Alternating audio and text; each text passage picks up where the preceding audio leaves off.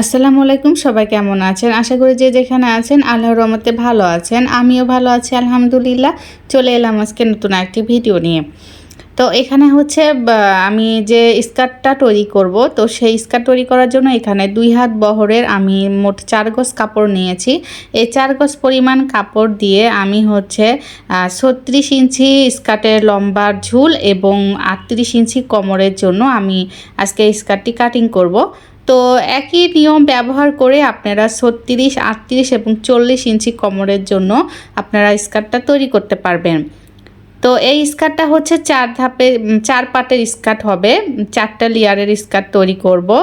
আর এই স্কার্ট তৈরি করতে হচ্ছে আমাদেরকে যেভাবে কাপড়টা কাটিং করতে হবে, আমি খুব সহজ নিয়মে আপনাদেরকে সেই কাটিংটা দেখিয়ে দিব। শুধুমাত্র একটু মনোযোগ সহকারে যদি আপনারা ভিডিওটি লক্ষ্য করেন, তাহলে কিন্তু আপনারাও নিজেরাও নিজেদের জন্য এরকম একটা সুন্দর স্কার্ট তৈরি করতে পারবেন। যেহেতু এখন গরমকাল, আর গরমকালে এ ধরনের স্কার্ট পরলে অনেক আরামদায়ক হয়।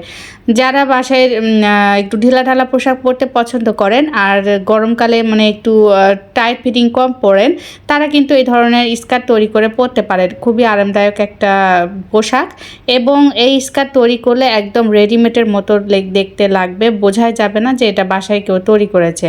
তো আমি যে নিয়মে স্কার্টটি কাটিং করছি, আপনারা ঠিক সেই নিয়মেই কাটিং করবেন। তো একই নিয়মে আপনারা হচ্ছে 3 সাইজের জন্য একই নিয়মে কাটিং করতে পারবেন। সেটা হলো 36, 38, 40 ইঞ্চি কোমর যাদের, তারা কিন্তু একই নিয়মে কাটিং করলেই মানে আপনাদের একদম মাপ অনুযায়ী হয়ে যাবে। তো যাই হোক, এখন আমি কাটিংয়ের নিয়মটা দেখিয়ে দিই। এই যে প্রথমে বাজার থেকে যে কাপড় যে ভাঁজে ওরা দিয়েছিল, সেই ভাঁজে কিন্তু কাপড়টাকে রেখেছি। শুধুমাত্র কাপড়টাকে মেলে নিয়ে 2 ভাঁজ করে নিলাম। এখন যে এখানে বাঁকা অংশটা আছে, সেই অংশটাকে আমি কেটে সোজা করে নিব। তো বাঁকা অংশটাকে কেটে সোজা করে নেওয়ার পর এখন দেখেন কাপড়টি কিন্তু 2 ভাঁজ করে রেখেছি আমি। তো যেহেতু আমি 4 পার্টের স্কার্ট তৈরি করব, তো সেহেতু 4 পার্টে আমি 10 করে কাপড় নিব, মানে ওষার লম্বার দিকে 10 ইঞ্চি করে দেখেন আমি এভাবে দাগ দিয়ে নিব। তো এভাবে দাগ দিয়ে নেওয়ার পরে এখন হচ্ছে আমি কাটিং করে নিব। এটা হলো সামনের পার্টের জন্য কাটিং করে নিচ্ছি, সামনের পার্টের মানে প্রথম পার্টের জন্য। তো এই যে এটা কাটিং করলাম। এখন এই পাশে যে একটু ওই যে ফোটাফুটি থাকে কাপড়ের সাইড থেকে যে অংশটা, সেটা একটু কেটে ফেলে দিলাম। হ্যাঁ, এটা হলো মাপটা নিব। এটা আমি লম্বাটা নিব হচ্ছে এখানে 24 ইঞ্চি। 23 ইঞ্চি লাগবে লম্বা, 1 ইঞ্চি সেলাইয়ের জন্য নিয়ে নেব। তো এখানে 24 ইঞ্চি লম্বাটা আমি নিয়ে নিচ্ছি। এটা কোমরের দিকে থাকবে। তো এভাবে কাটিংটা করে নিলাম। এটা হলো সামনের পার্টের প্রথম পার্ট, সামনের পার্টের প্রথম পার্ট, মানে প্রথম স্টেপ যেটা। এরপরে পিছন পার্টের জন্য আবার 10 ইঞ্চি করে কাটিং করে নিচ্ছি, যেহেতু আমাদের 2টা লেয়ার তৈরি করতে, মানে 2 পার্ট তৈরি করে তারপরে অ্যাডজাস্ট করে স্কার্ট তৈরি করতে হবে। তো এই যে দেখেন জয়েন্ট দিব, তখন সেলাই করার সময় আপনারা দেখলে বুঝতে পারবেন। তো এটা হলো পিছন পার্টের কাপড় কেটে নিলাম। এটাও সেমভাবে কেটে নেব, ওই একই মাপেই।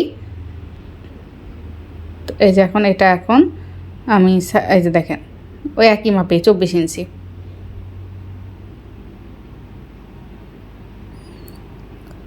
তো এটাকে এখন কাটিং করে এখানে সাইডে রেখে দেব। একটু মনোযোগ সহকারে দেখলে আপনারা বুঝতে পারবেন আমি কিভাবে কাটিংটা করছি। এবার দ্বিতীয় লেয়ারের জন্য কাটিং করব, মানে এটা প্রথম লেয়ার গেল, এবার দ্বিতীয় লেয়ারের জন্য কাটিং করব। তো ওই একই সিস্টেমে কাপড়টি 2 ভাঁজ আছে, এই 10 ইঞ্চি করে নিব।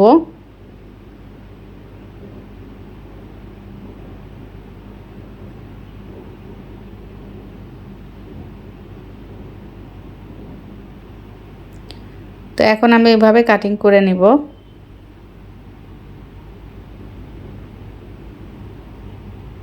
তো এইটার আরও এই যে সাইডে যে অংশটা আমি তখন কেটেছিলাম প্রথম পার্টের জন্য, এটার আর কাটবো না, কারণ কি এইটা কাপড় পুরোটাই আমার লেগে যাবে, এর জন্য কাপড়টুকু আর কেটে নিব না। এখানে আমার 33 ইঞ্চি আছে, 33 ইঞ্চি আমি পুরোটাই নিয়ে নেব। এটা দ্বিতীয় লেয়ারের জন্য কাটিং করলাম, পুরোটাই আমি নিয়ে নিচ্ছি কাপড়।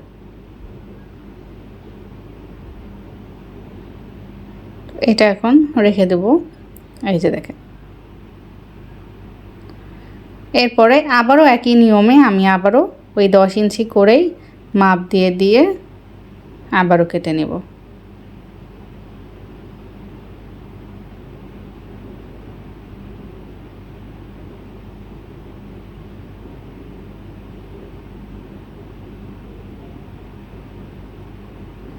এটাও একই সিস্টেমে একই মাপে দেখেন।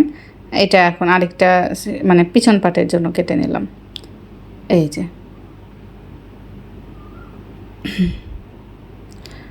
এরপর আমি তৃতীয় স্টেপের কাপড়টা আগে না কেটে নিয়ে চতুর্থ স্টেপের কাপড়টাকে আগে কেটে নিব।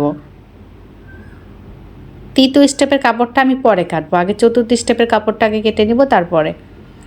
তো তার কারণে এই কাপড়টার পুরোপুরি লম্বা লাগবে আমার হচ্ছে 94 ইঞ্চি, মানে 93 ইঞ্চি লম্বা আর 1 ইঞ্চি সেলাইয়ের জন্য 94 লাগে। তো 60 ইঞ্চি আমি আগে মাপ দিয়ে নিলাম। এরপর এখান থেকে আরও বাকি ওই যে বাকি 34 ইঞ্চি কাপড় আমি আবার মাপ দিয়ে নিব। এখন এই মাপটা অনুযায়ী আমি কাটিংয়ের সুবিধার জন্য এই পর্যন্ত ভাঁজটা করে নিব, যাতে সহজে কাটিংটা করতে পারি। এই ভাঁজ, এই যে যেখানে দাগটা দিয়েছে ওই দাগ থেকে এই যে এইভাবে ধরে সুন্দর মতো করে ভাঁজ করে নেব। এই বাকি মানে যেটুক দাগ দাও ওই পর্যন্তই কিন্তু আমি ভাঁজটা করে নিয়েছি, আর ওই পাশে কাপড়টা কিন্তু এক্সট্রা আছে। তো এখন আমি এটা কাটিংয়ের সুবিধার জন্য আমি এভাবে ভাঁজ করে নিলাম, যাতে আমি তাড়াতাড়ি কাটিংটা করতে পারি। তো এখন এখানেও আমি 10 ইঞ্চি করে দাগটা দিয়ে নিব, নিয়ে কিন্তু কাটিং করে নেব। এখান থেকে দুই সামনে পাট পিছনের পাটের চতুর্থ লেয়ারটা বের হবে একসঙ্গে।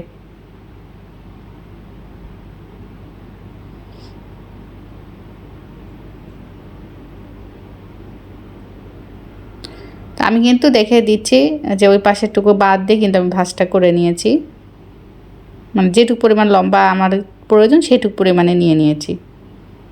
তো এই যে এইভাবে কাটিংটা করে নেব। আপনাদেরকে হয়তো কিছু কথা বুঝিয়ে বললে হয়তো হয় না, দেখে বুঝে নিতে হয়। তো দেখে বুঝে নিতে হবে। তো দেখেন এখানে কিন্তু চতুর্থ পাটের 2টা স্টেপের কাপড় 2 পাটের জন্য রেডি হয়ে গেল। তো এটা এখন আমি ভাঁজ করে রেখে দেব।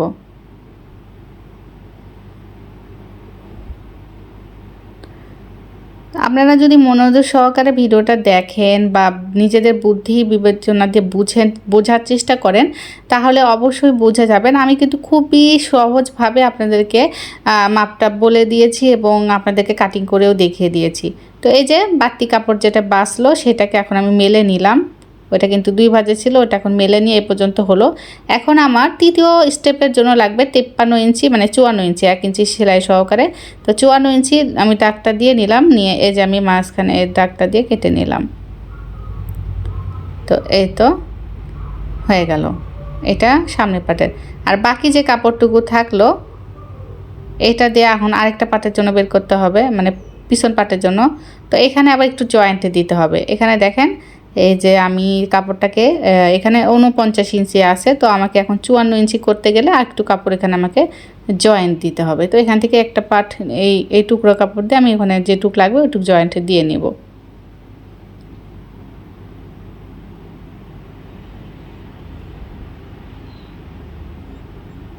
তো এখানে একটু হচ্ছে বাড়তি হয়ে গেছিলো কাপড় 2 ইঞ্চির মতো, মানে তৃতীয় পাটের যে কাপড়টা আমি বের করেছি, তো সেটাকে একটু বাড়তিটুকু আমি কেটে ফেলে দিলাম, যেহেতু আমার 10 ইঞ্চি মিল করতে হবে। তো এই যে কাটিং করে ফেলে দিয়েছি।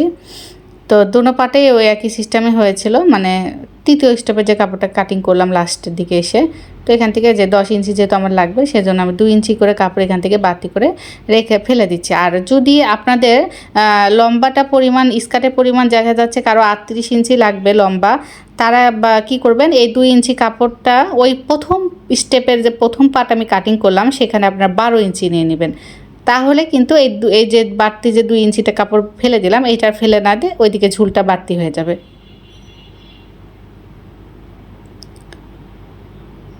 যেহেতু আমার এখানে লম্বা লাগবে 36 ইঞ্চি, তো সেই কারণে আমার এইটুকু কাপড় ফেলে দিতে হলো। আর যারা 38 ইঞ্চি লং তৈরি করতে চান তারা কিন্তু কোনো কাপড়ই ফেলা যাবে না, পুরো কাপড়টাই লাগবে।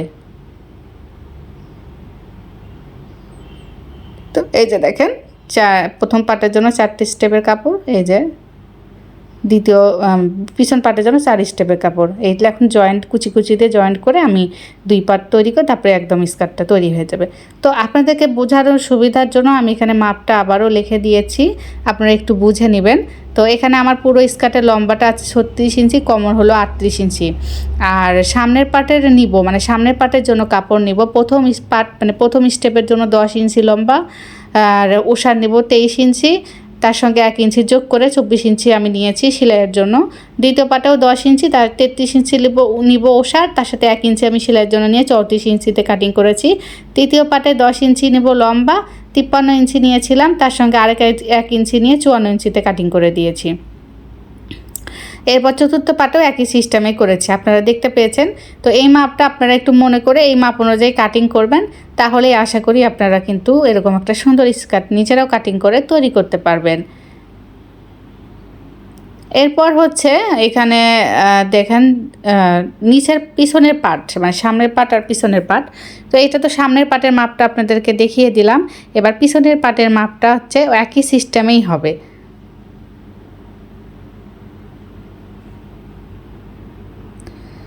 তো আজকে ভিডিওটা এই পর্যন্তই। যারা এতক্ষণ আমার ভিডিওটি দেখছেন তারা প্লিজ আমার ভিডিওতে লাইক করে দিবেন আর আমার চ্যানেলটি সাবস্ক্রাইব করে আমার পাশে থাকবেন। যারা অলরেডি কাজটি করে দিয়েছেন তাদেরকে অসংখ্য ধন্যবাদ।